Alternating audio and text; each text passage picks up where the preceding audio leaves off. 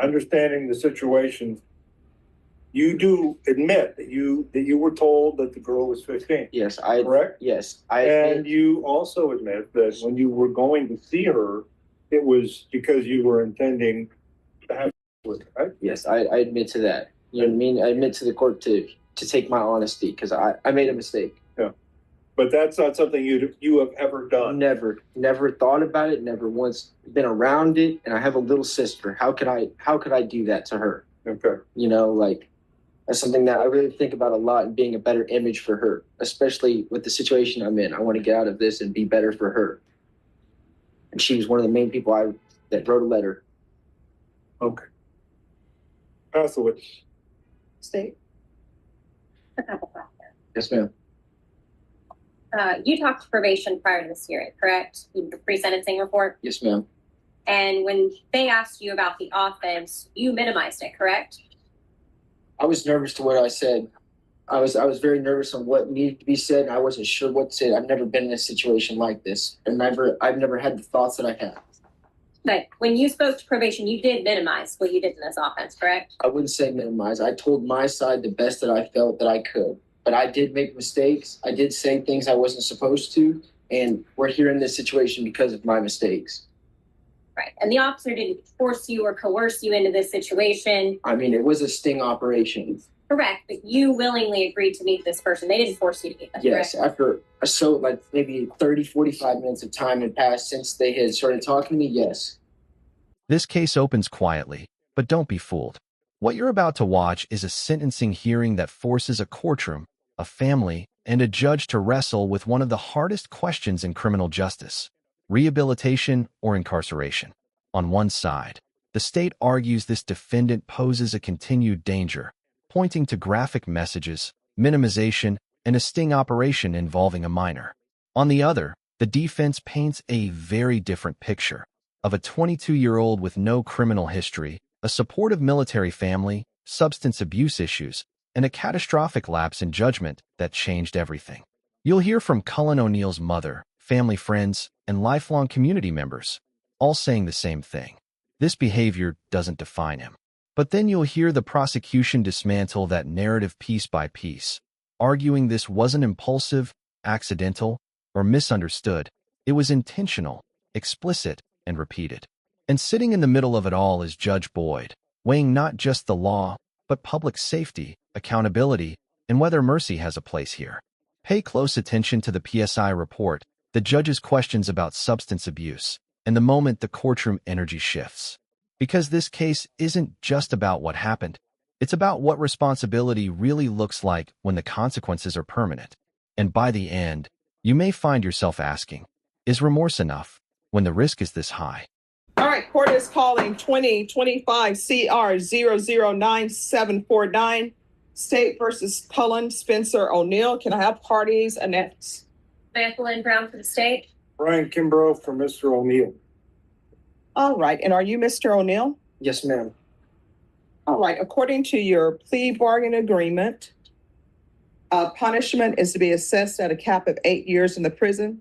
The state is opposed to your applications. Have both parties had a chance to review the PSI report? Yes, Judge. Yes, Your Honor. Any objections to the PSI report? No, Judge. No, Judge. All right. State, you're opposed. Do you have any witnesses? No witnesses, Judge. Defense, any witnesses? Yes, we have some witnesses, Your Honor. All right. Call your first witness. Before I do, Your Honor, I have some letters that I wanted to present the court on his behalf, and I believe, and I did give a copy to the state, and I believe they were opposed to my doing so. So I wanted to give them an opportunity to speak to that. All right. Any objections to the court reviewing the letters? Yes, Judge. I'm going to oppose their hearsay. I can't cross-examine the witnesses on those statements, and I don't believe they're sworn statements either, so I'm going to object to them. Well, Your Honor, I've produced, these have nothing to do with the incident. They're only about the character and the information about the defendant. I think it's part of the court's duty. So with regards to whether they're hearsay or not, the court needs to review it to see if it is hearsay. And then You can rule. if the court determines it is hearsay, then the court can always disregard. All right. With regards to the state's objections to the court reviewing the letters that have been tendered by the defense, The court understands your objections. The court is going to overrule those objections. The court will take these into consideration. This is a critical legal moment that can easily get overlooked. The defense attempts to introduce character letters, something the state strongly objects to on hearsay grounds. And technically, the state isn't wrong. These letters can't be cross-examined. They aren't sworn testimony, and they don't directly relate to the offense itself. But here's the key distinction. This is sentencing, not a trial.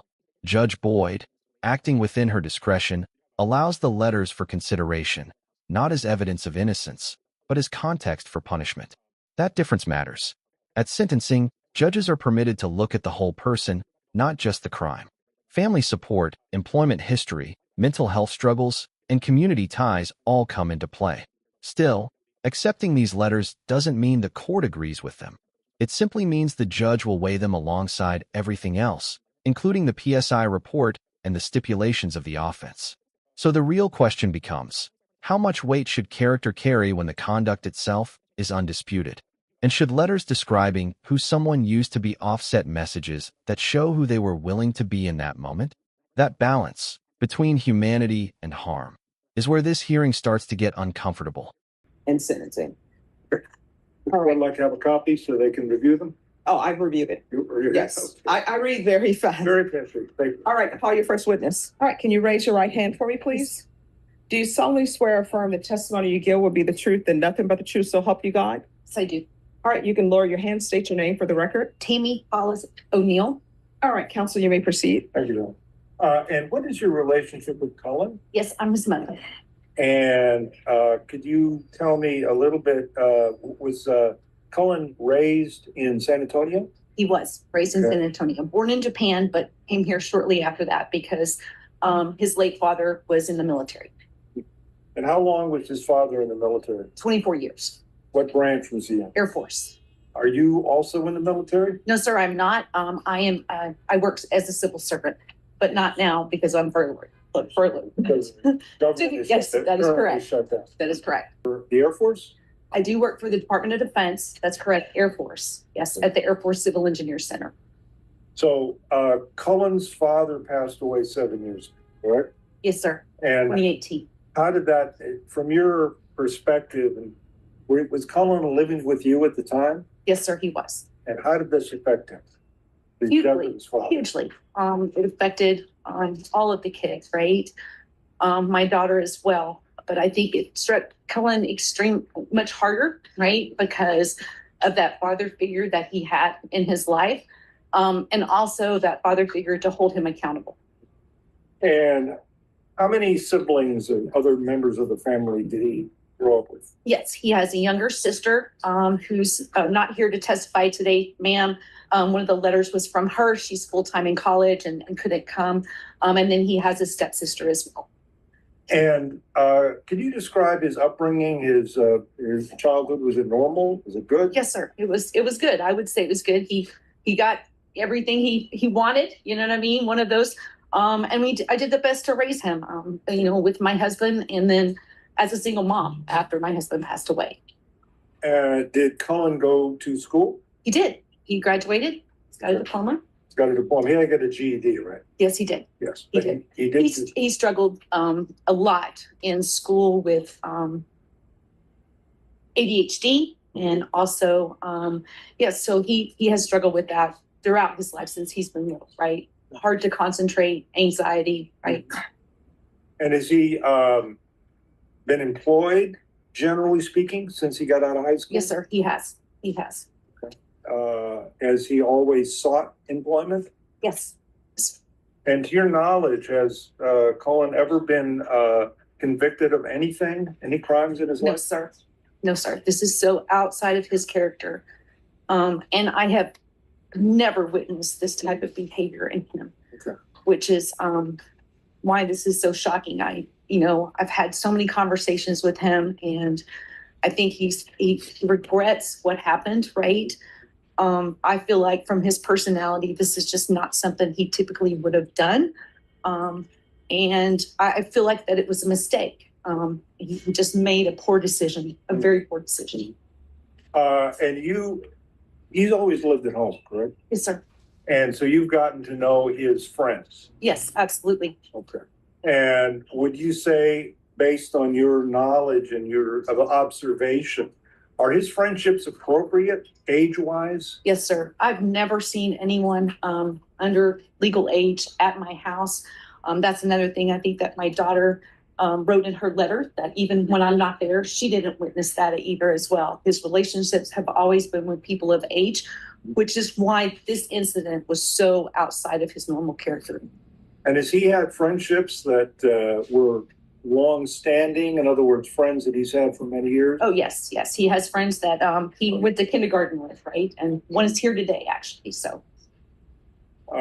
Now, you know that we're here to ask the judge to place Cullen on community supervision Yes, for sir. adjudication. Yes. You think that he could succeed on community supervision? Yes, sir, I do. I do.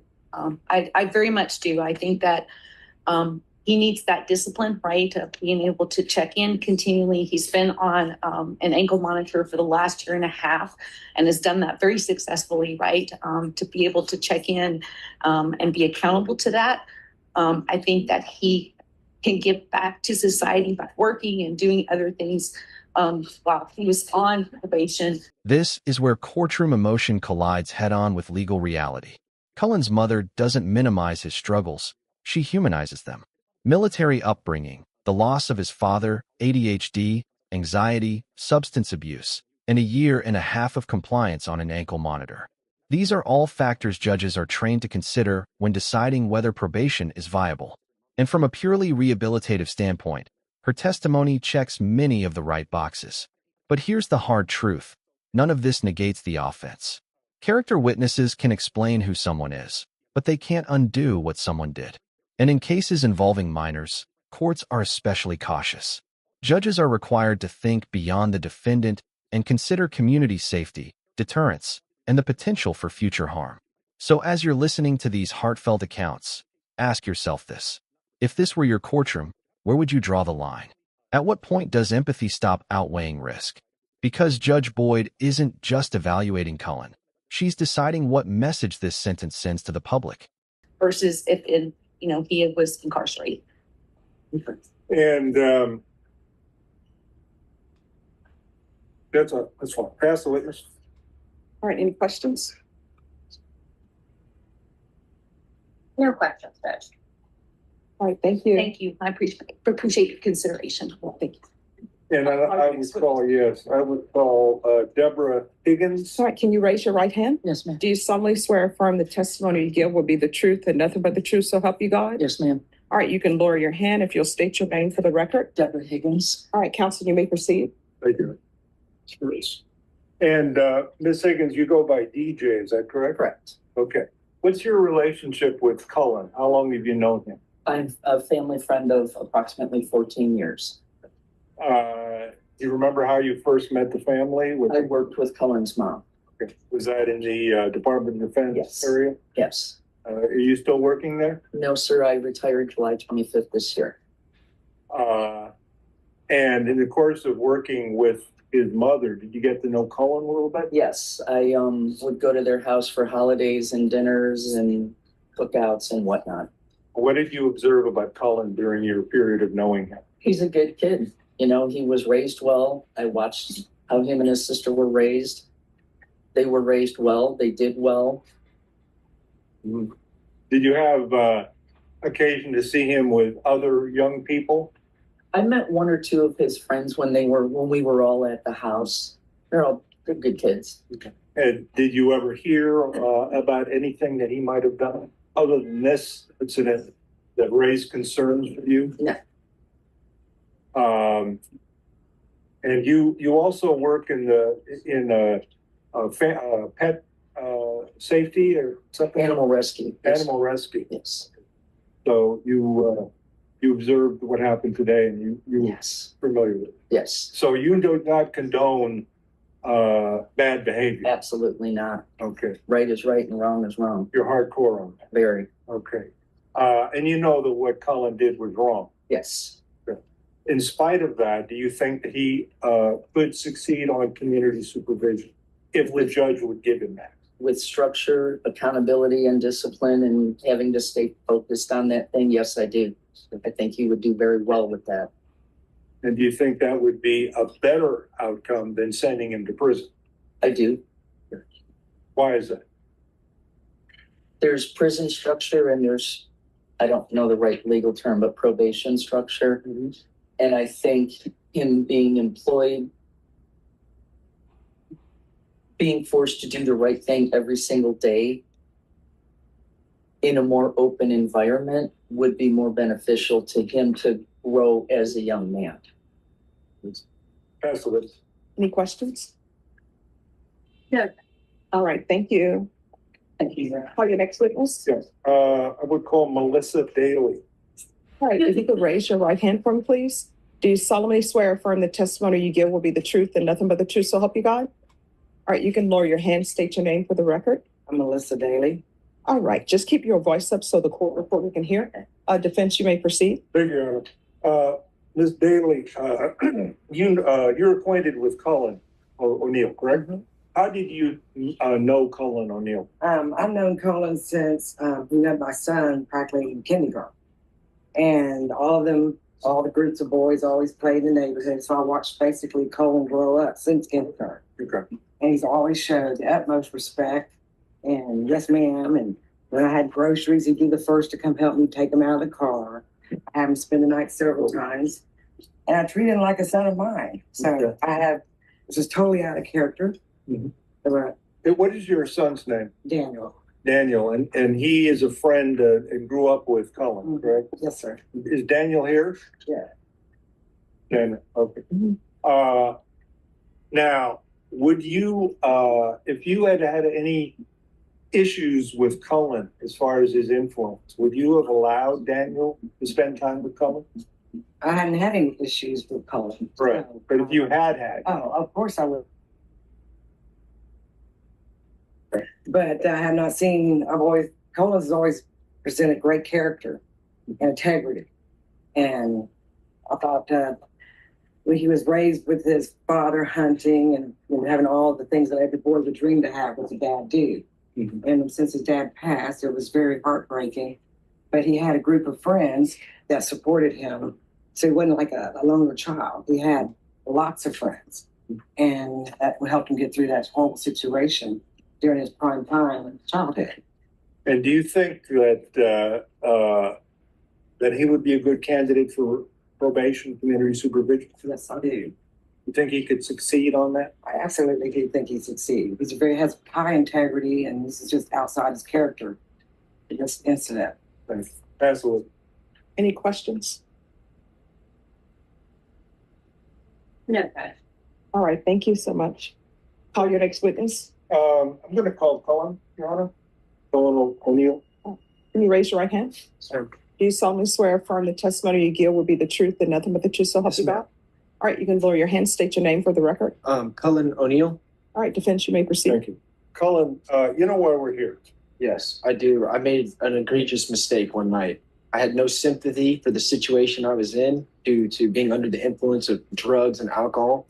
And I made an honest young man mistake with my emotions and what I was trying to do. I made a horrible mistake. It's been haunting me. And I mean, I've had to deal with it for a year and a half that I've realized it and sat with it. And people have made fun of me. I've gone through it, but it's something that I know that's not over because I made a mistake and I'm willing to take that on the chin. You know what I mean? You talk about football and LSU. I'm leaving it all on the field. You know what I mean? With what I'm trying to do to prove that I need a plea, but I made a mistake. Okay. Now, the evening this happened, you had been using drugs, correct? Yes, sir. And you'd been drinking. Yes, sir. So you have an issue with drinking and with drugs. Yes. And you're willing to deal with that. 100% Okay. to get better. To get better. Do you have an attraction to younger women? No, ma'am. I mean, no, sir. I've never once ever in my life. I think it was just the influence I was in, the situation of not sleeping, being tired from work, just and my emotions, my feelings as a young man just overcame me. And I know that's horrible and I made a mistake for that. Okay. Now, you did complete your GED, correct? Yes, sir, I did. Okay. And do you have plans and things that you want to achieve in your life? Yes. So I was a month away from finishing college when this all happened. And I had been held back for a year and a half to even finish college. But what I was doing in college was being a gunsmith. I get with my situation now, I might need to find a different line of work. And what I've been doing as an iron worker and doing stuff outside and building buildings like Chick-fil-A's, Walmart's, and Chase Banks and stuff around the community the best I can. Now, you were employed with an iron, what kind of a company was it? It was an iron company. It was Hill Country Steel. We do all the main steel around all of San Antonio, Austin, and Dallas. We do every Walmart, every Chick-fil-A, every Chase Bank, every car wash. We provide the steel. Did you start working with them when you were in high school? Yes, right out of high school. One of the letters I gave was from the employer that I've known since right out of high school, and he helped me a lot. And he knew about my situation through house arrest and getting my job back. Now, you're not currently working for him, right? No, I stopped working for him because I wanted to deal with this and didn't want to interrupt their company for my mistakes. And are you hoping to be able to get work again? Yes, I actually have a job interview on Thursday for another steel company that was smaller that we used to provide steel with. So that's something I'm really looking forward to start doing and working. Tell the judge why you think you could succeed on probation. I did track, football, and baseball all throughout high school. And I work harder than most grown men that I know. And I know I messed up. And I don't want to do prison because that's just not something I know I will succeed in, unfortunately. But I know that doing the plea and being on a schedule, checking in and doing things like that will really help me a lot. Get my life back on track. I'm young. I made a horrible mistake for my age. And I know that I want to be able to recover from it and not be stuck. Now, when this happened, understanding the situation, you do admit that you were told that the girl was 15. Yes, correct? Yes, and you also admit that when you were going to see her, it was because you were intending to have with her, right? Yes, I admit to that. You know what I mean? I admit to the court to take my honesty because I made a mistake. Yeah, but that's not something you have ever done. Never thought about it. Never once been around it. And I have a little sister. How could I do that to her? Okay. You know, like that's something that I really think about a lot and being a better image for her, especially with the situation I'm in. I want to get out of this and be better for her. And she was one of the main people that wrote a letter. Okay. Pass the witness. State. A couple questions. Yes, ma'am. You talked to probation prior to this hearing, correct? The pre-sentencing report. Yes, ma'am. And when they asked you about the offense, you minimized it, correct? I was nervous to what I said. I was very nervous on what needed to be said. And I wasn't sure what to say. I've never been in a situation like this, and I've never had the thoughts that I have. But when you spoke to probation, you did minimize what you did in this offense, correct? I wouldn't say minimize. I told my side the best that I felt that I could. But I did make mistakes. I did say things I wasn't supposed to. And we're here in this situation because of my mistakes. Right. And the officer didn't force you or coerce you into this situation. I mean, it was a sting operation. Correct. But you willingly agreed to meet this person. They didn't force you to meet them. Yes. Correct? After maybe 30, 45 minutes of time had passed since they had started talking to me. Yes. And you described in great detail and graphic language exactly what sex acts you wanted to perform on this 15-year-old. Is that correct? This is the moment that changes everything. Up until now, the defense narrative has focused on mistake, remorse, and potential for rehabilitation. But the prosecution zeroes in on something far more damaging: minimization. According to the state, Cullen didn't just make a bad choice. He repeatedly attempted to reduce his responsibility, shift blame, and downplay the seriousness of his actions, even during the PSI interview. Legally, that matters a lot. Probation hinges on honesty, compliance, and accountability. If a defendant struggles to fully own their conduct before sentencing, judges have to ask, what happens when supervision gets uncomfortable? The sting operation, the voice messages, and the explicit language aren't just details, they're indicators of intent. And when Judge Boyd later addresses the many off-ramps Cullen had that night, she's signaling something important. This wasn't a single moment. It was a series of conscious decisions. So here's the uncomfortable question. Does fear explain dishonesty or excuse it? And if accountability only appears when consequences are unavoidable, is probation truly safe? Yes. Pass the witness, Judge. Any other questions? No, Your All right, any other witnesses? no, Your Honor. All right, court will hear brief argument. State. Judge, I'll let defense go first. Your Honor, Cullen O'Neill, in my opinion, is a perfect candidate for probation. He checks off the boxes, so to speak. He's 22 years old. Okay, and not to interrupt your argument, counsel, but this, Well, no. This is what I wanted to address, but nobody addressed it. I don't know if anybody wants to address it. And it has to do with the thing that's mentioned in the PSI. And I don't know if you want to address part of Well, that with your, yeah, I mean, I could ask him. okay. If I could recall. And I'm sorry about that. Yes, you can recall Sure, it. sure. You had cocaine that night, correct? Yes, it was for myself. Yes. And you were using, Yes, I was. and you were, as you earlier testified, you were using alcohol too. Yes. And you had and did this problem develop like years before? It mainly developed a year or so before, just working hard and just trying to stay up and just trying to deal with college and deal with a full-time job. I didn't know how to overcome myself or talk to, and that's just what led me down the rabbit hole right there. And I just messed up.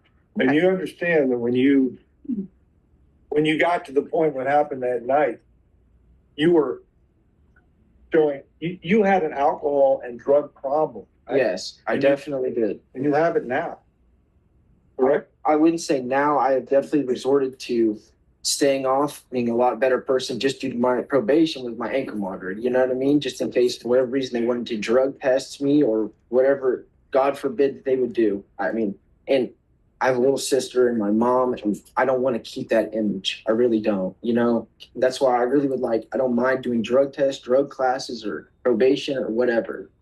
All right, and I just asked that because I forgot to bring it up so that could be cleared up because it was in the PSI. So sorry for the interruption. Okay. No, you're fine. Are there any other questions? No more questions. All right, I'm sorry. You may Okay. proceed with your argument, Okay, counsel. thank you. That charge was Dismissed. dismissed. Yes. Again, as I was saying, I think my main point is that Cullen is a very good candidate for probation. He has no criminal history. He is 22 years old. He has a very, very supportive family. He has friends that he's had since he was in kindergarten that are still his friends. I brought family members and I brought friends that have known him that are not related to him. All of them, including the letters that the court read from his employer and from other people that are friends that are not family. His sister did write a letter. All of them attesting to Cullen's character and their long history of knowing him. That isn't to say that what he did was not illegal and wrong. He should be punished for it. But he should, in my opinion, be punished in such a way that he is rehabilitated. This is a case where, to me, it cries out for rehabilitation, not for prison. Prison would be the opposite, in my opinion, of what should happen. Now, I know this is a crime that is extremely terrible, and there is a lot of outcry against this behavior. And I agree, it's fine. I'm not opposed to that. But in the appropriate circumstance, and I think this is one, a person that does this kind of crime can be rehabilitated and can go forward and contribute. And of all the people that I've represented for some time in the last couple of years, Colin seems to me to be the best candidate for probation. And I'm hoping that the court will give him that opportunity. Whatever program, whatever monitoring the court feels appropriate, I'm asking the court to give him that chance. All right, State. Judge, I respectfully disagree with defense's view that this defendant is a great candidate for community supervision. This defendant has a pattern and throughout this case of hiding and minimizing his behavior. When he speaks with the undercover, instead of putting what he wants to do in a text message, he insists on talking. And he says those things over a voice message, so it's less traceable. He gets there, what happens, he gets arrested. He gets to this court, he pleads on this case to supposedly take responsibility. And when given that opportunity to take responsibility to the PSI officer, instead of just saying, I chose to go there that night, he says, well, she pushed me. The officer pushed me to do it. The undercover pushed me. He blames the undercover, doesn't take full accountability. And even today, he says, oh, well, the reason for that is I was scared. If his reaction to being scared, concerned, anxious, or nervous is to lie, to minimize, that is a terrible candidate for probation because he's going to keep doing it on probation. Judge, the descriptions in this report that the court has in the stipulations of what he specifically says, he's not just saying he wants to meet up and have sex with a 15-year-old. He uses graphic sexual language, graphic violent language to talk about not only physically, but abusing a 15-year-old child, who he fully believes at that time is a 15-year-old child. I understand that this defendant is young. There may be some substance abuse issues. However, Judge, this is not the kind of person who I believe would be safe on our streets. I don't think he's a good candidate for probation, and I would worry about an actual child being harmed if he's let out. So I would respectfully ask the court to deny the applications for community supervision and sentence him under the plea agreement to 8 years. All right. So, Mr. O'Neill, I want you to know that I heard everything from all of the witnesses. I reviewed the PSI. I internalized everything. I've read the chat messages that was sent to someone you thought was 15. I messed up. Yeah. I messed up, Judge. All right. Oh, it's okay if he says something. No, I mean, I'm upset about this. You know what I mean? Like, it's just my life, you know? And I mean, I just want to fix it the best way I can. All right. And I want you to know I'm taking in consideration your age. And I do understand that sometimes people will do things, they're intoxicated, be it through drugs or alcohol. However, in reading the stipulations and in reading the PSI reports, there were so many times that you could have just pulled back. I did not understand. You know what I mean? I really did. If I had a better understanding, I would have been honest, like I have been today. No. I'm not even. Here's the thing. This is what I understand. When probation officers are interviewing you for a PSI report, there are a lot of things going through your head, right? You don't want to say anything that could hurt you. Sometimes defense attorney, I was a defense attorney, and let me just tell you what I would tell my clients. I would tell them, for the love of all that's holy, just say, my attorney told me not to speak about it, right? And then sometimes I would have clients, I'm like, go ahead, tell them. So I will tell you what is in the PSI. I'm not holding that against you, because sometimes when people are faced with legal decisions, sometimes they get nervous. Sometimes you have a lot of voices in your head. What would my attorney say? I understand all of that. So I'm not holding that against you, that maybe you said something that could be considered you're not taking responsibility. So I want you to know that. Yes, ma'am. What I'm talking about is the offense. And it's like, there's so many points along the way that you could have stopped. Like, not drive over there. Yes. Not go to the hotel. I Not go up to the hotel room. I completely agree. And that's something that I've talked to myself and my mom and my family about, and my friends about, why I even did it. Because in no right state of mind ever have I ever thought that way or been in a situation like that, I crashed out, and I didn't know what sympathy was for the simple like the situation I was in. I really didn't, and I was young, I was sleep deprived, I was off drugs and alcohol, and I really did not mean to make that decision. And that's not who I am as a person. I've never lied to my mom or people about my situation. I've always been honest when they asked, especially how I got my job back. I had to sit there in front of a bunch of grown people and explain what happened. Mhm. You know what I mean? And that's something I can't be unhonest about it, because look how it looks on a piece of paper.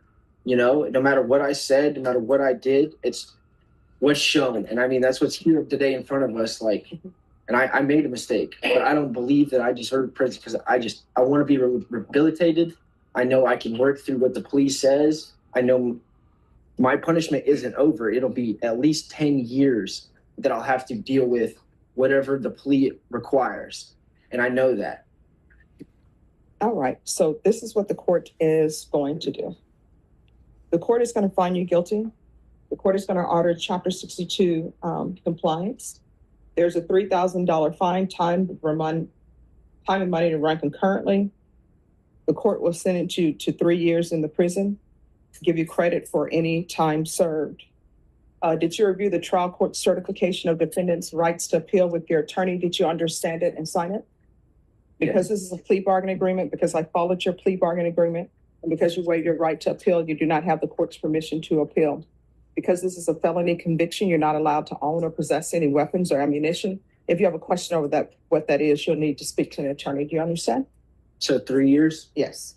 But like, Well, I have. I'm sorry. Okay. you talk to him? What? Yes, Sharon, but I have another thing I'd like to raise. Yes. This is not a 3G off.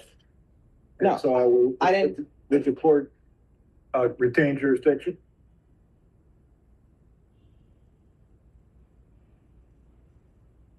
I'll consider it. I'll tell you what, you can file whatever you want to file, and then the state, you can, make whatever arguments you May want I- to make, counsel. May I hug my mom? No, you'll have to talk to Judge Boyd's ruling ultimately reflects a balance, but not the one the defense hoped for.